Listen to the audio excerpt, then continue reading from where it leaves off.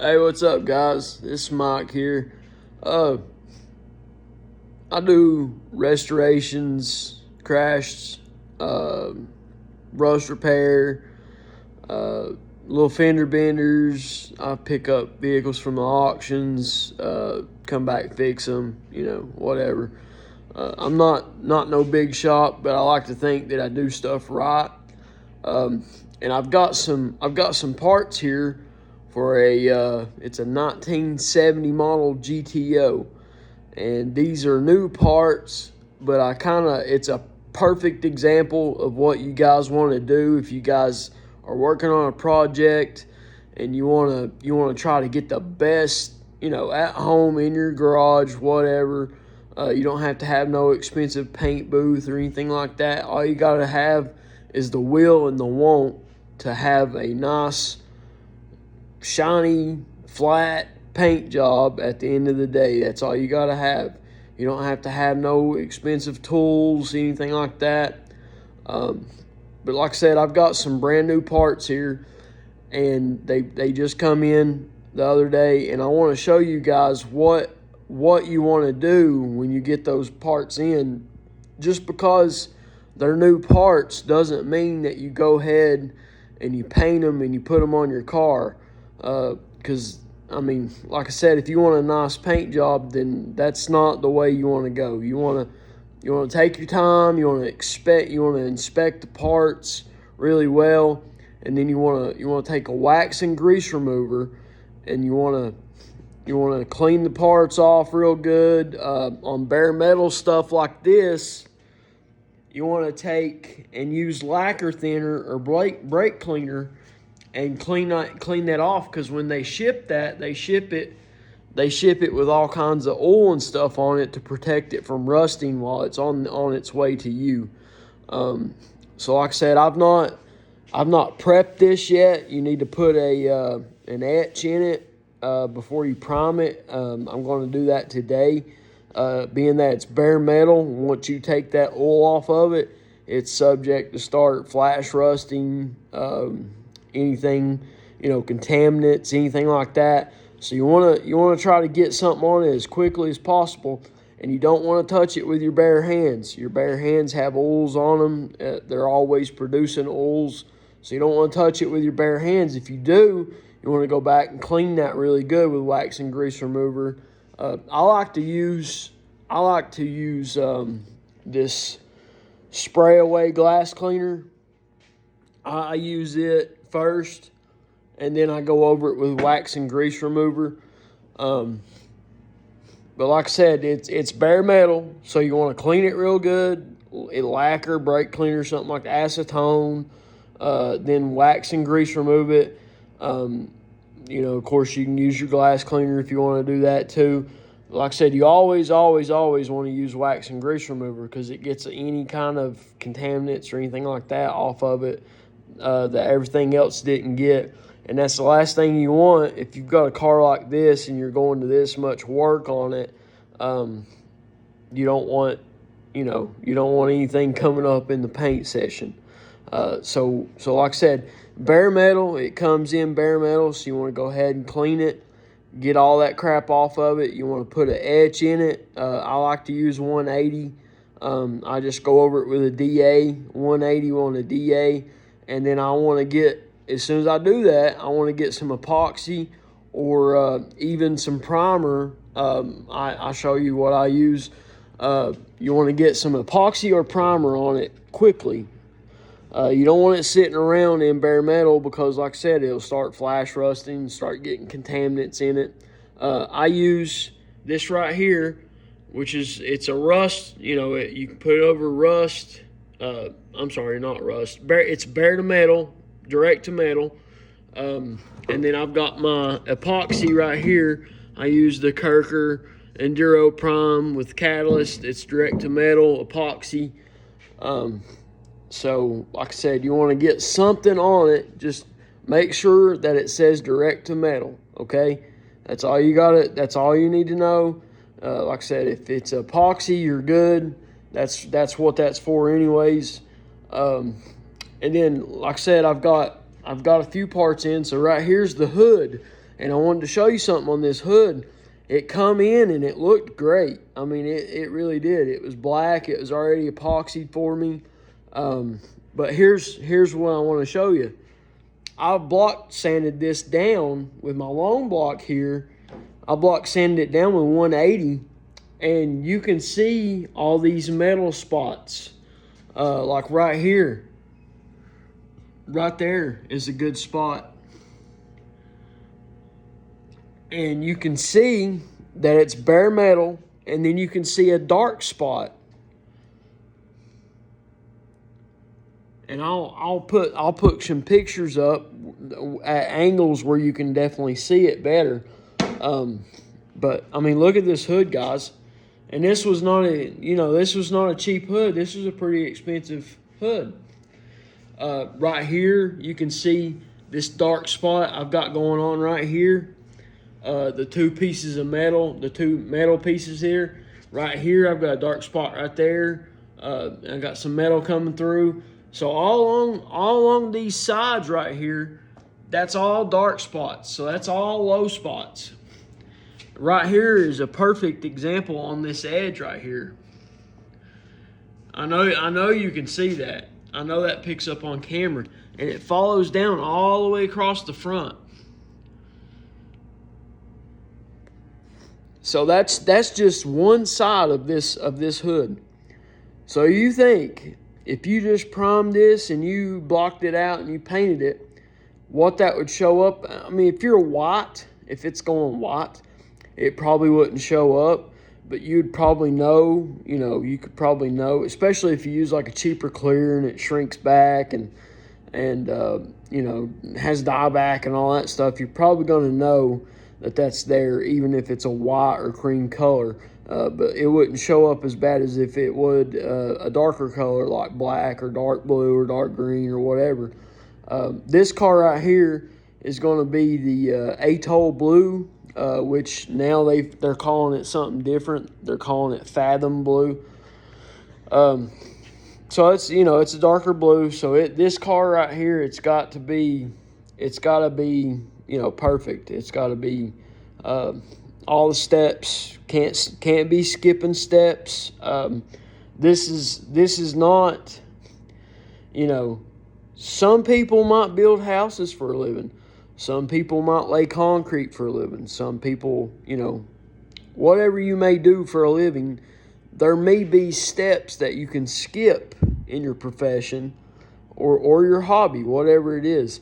But this is bodywork and paintwork is one job that you cannot skip steps in, okay?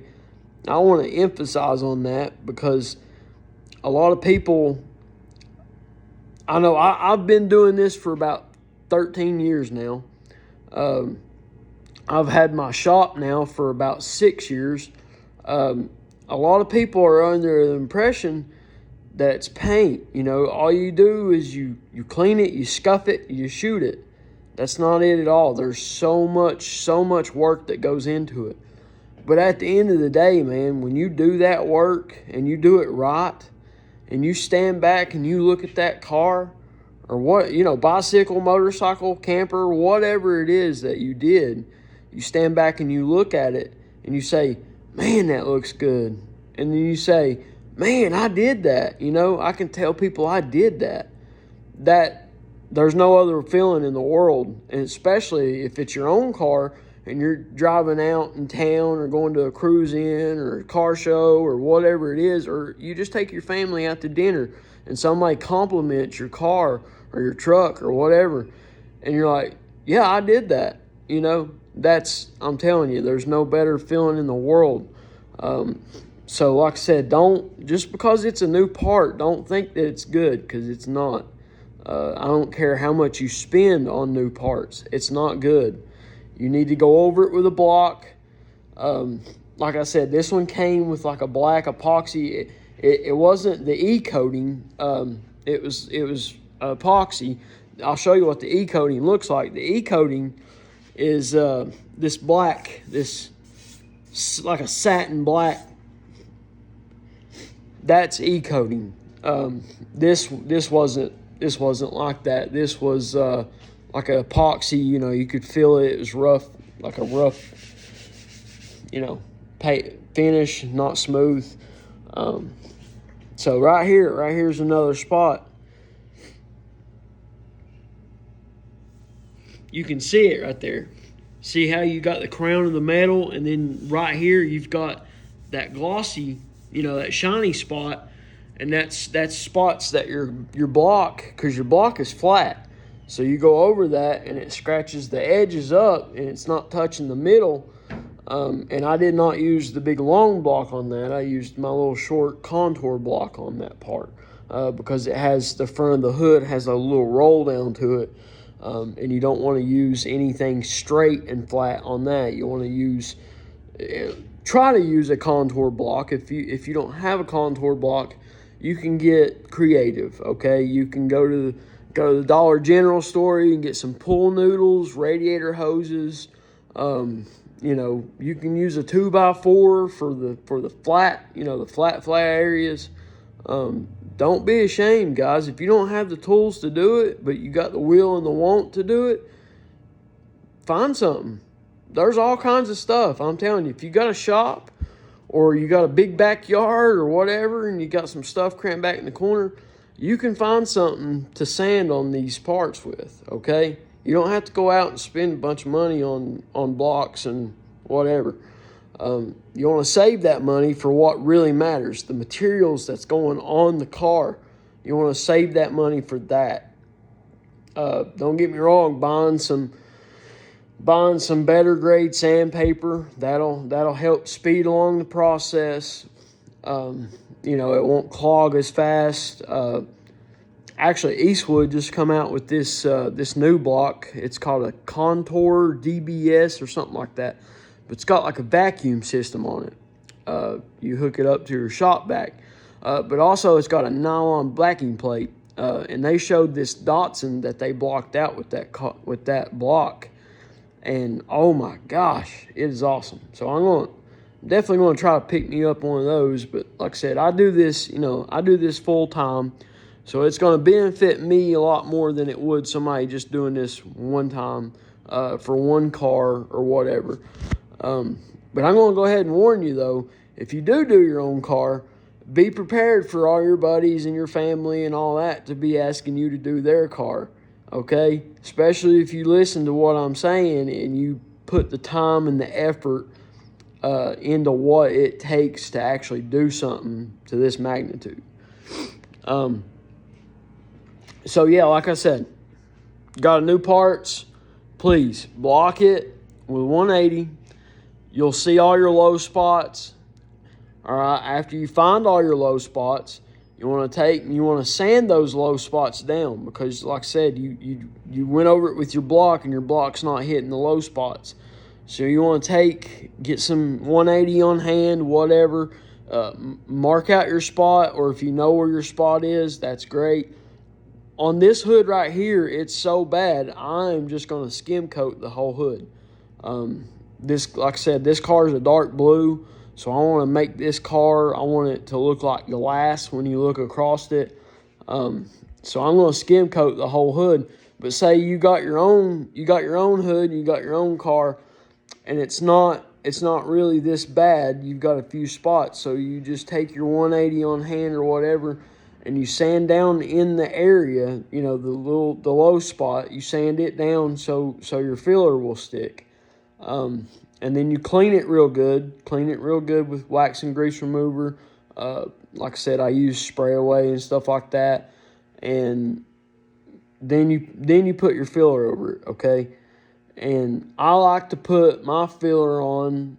I like to at least put 2 swapes because I don't like to put filler on and then come back and sand the filler off and then come back and mix up more filler and then put on it. I like to I put a little bit less hardener in my filler, and I like to push it down in there real good, get it down in that crevice or that low spot or whatever it may be. And then after that, I start working my way up. I start lightening my touch.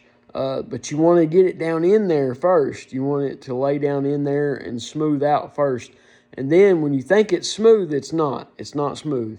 Okay, if you sand it down, it'll still have a low spot.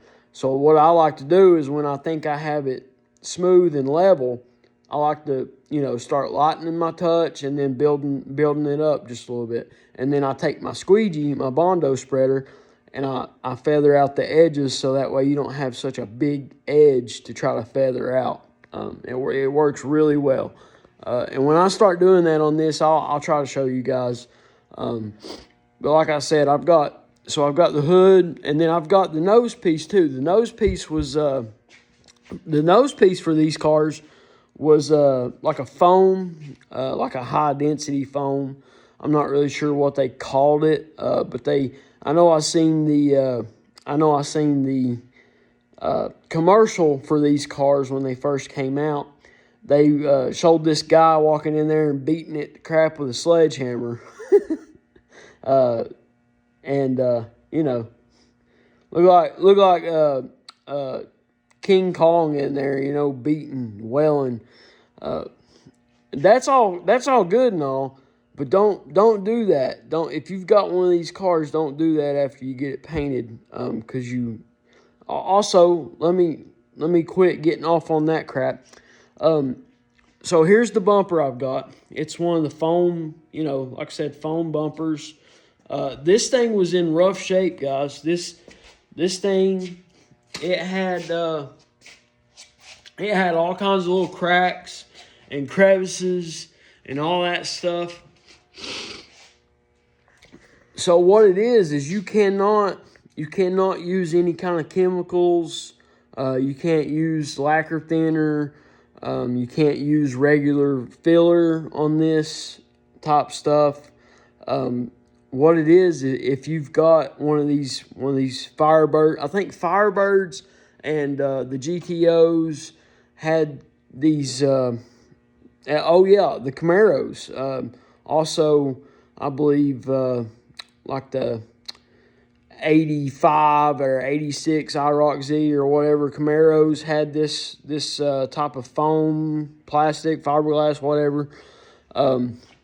So, like I said, you cannot use chemicals or anything like that. It will melt the foam. Same thing with the regular filler. You got to get something that's made for this plastic filler. Eastwood's got a really good filler for the foam plastic bumpers and all that stuff. But that's what it has to be. It has to be a plastic top filler. You can't just go get your regular filler, Z-Grip, Rage, whatever. You can't use that. So like I was saying, when I got this bumper, it had all kinds of cracks and crevices in it. You have to take those cracks in order to repair them. You have to take like a die grinder or one of the carbide tip bits, and you have to groove that out. And on each end of the crack, I took and I made a little pinhole at the end of it, so that way the crack could not spread. It had nowhere to go except for stop there.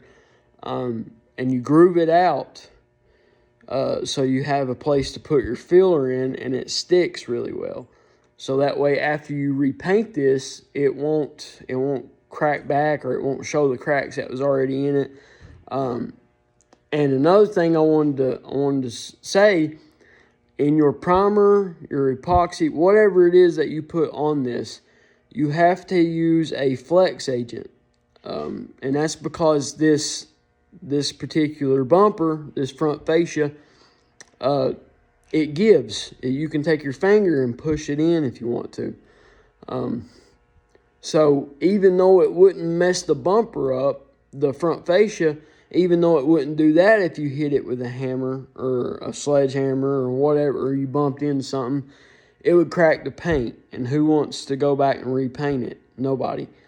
So what you do is you put a flex agent, you put it in your primer, you start with your primer. You don't have to put any in your filler. That's why you're getting the special filler anyways, the plastic filler. And then you want to put it in your primer, and you want to put it in your high build primer, whatever it is that you put on this, you want to put the flex agent in it. So in my case, it was primer, or I'm sorry, it was epoxy, and then it was high build primer, and then I'll put it in my paint, my base coat, and I'll put it in my sealer, and I'll put it in my clear coat. Okay, so that way it doesn't, it's got that little bit of flex agent in it, so when you hit it or you touch it or you bend it or whatever the case may be, your kid might run his bike into it.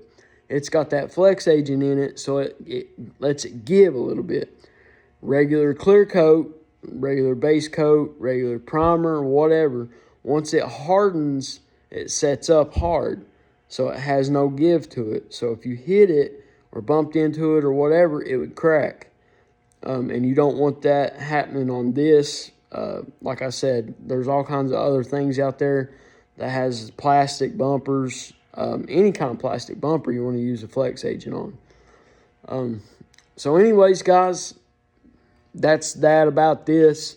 I'll let you guys know when I get some filler on this hood. I'm gonna put my skim coat on this hood, and I'll let you guys see the car here in a couple of days, and we'll go over it. It's in the paint booth. It's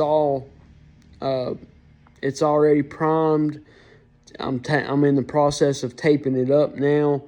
I stuck the fenders on it. What I'm going to do is I'm actually going to put the front end on the car before I paint or anything like that. I'm not going to paint it yet, but I want to put it on the car, and I want to bolt it up, and I want to put the front balance and the rear balance on there. I want to put the hood on there, and I want to make sure that all my gaps are right. I want to make sure that there's no issues like that before I start spraying or anything like that.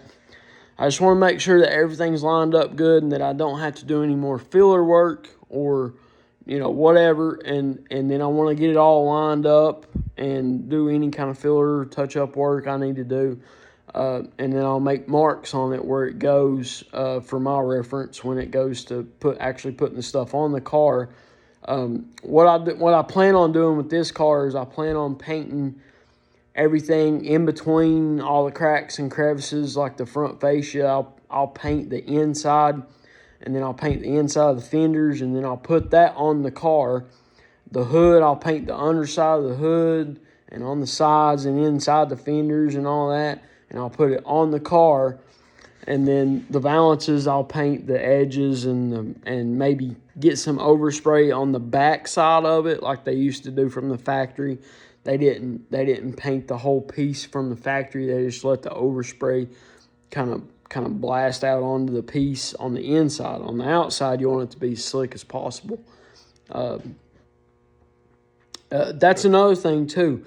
When you epoxy and you prime these parts, you want to do the inside as well, okay? Because like I said, it's bare metal. Even on the one that came with the E-coat, you don't want to just leave that E-coat. You want something on there to protect it from the elements, the weather. You got to think you're driving down the road and that you got your tires slinging mud up there, moisture, dirt, what have you. You know what I'm talking about. So you don't want all that crap getting on the inside of your panels with no protection on it. So you at least want to do that. Like I said, you don't have to paint. You don't have to use your paint because let's face it, the paint costs money, right? In my case, it was pretty expensive for the paint for this car. So like I said, you just want to get the inside of it epoxied for sure, maybe even primed if you want to. And then once you start painting, you can flip the paint over, just let the overspray hit the back of it. And that's good enough, okay? You don't have to do anything like that, put any kind of coating on it or anything like that. You can if you want to. Some people do, some people don't. On this particular car, it's going to be bed lined on the very bottom of the car, and then the frame will be texture lizard skin, I believe is what it's called. And then the floorboards on this car, the floorboards, and then on the inside of the doors where the where the I just lost my train of thought. Where the door panel goes, all that will be lizard skinned as well.